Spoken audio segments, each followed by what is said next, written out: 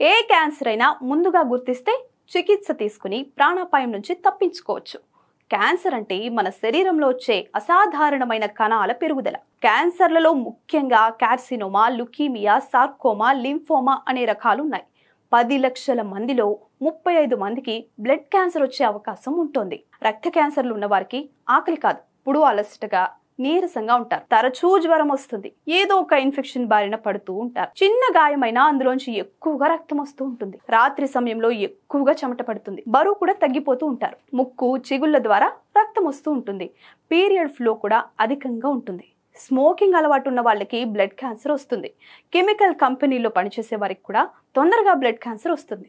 అయితే బ్లడ్ క్యాన్సర్ని కీమోథెరపీ, ఇతర ట్రీట్మెంట్స్ ద్వారా చాలా వరకు నయం చేయొచ్చు.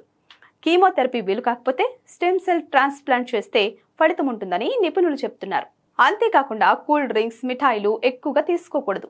గ్రీన్ టీలో ఉన్న ఫోలిఫినాల్ క్యాన్సర్ సెల్ పెరుగుదలను అదుపులో ఉంచుతుంది.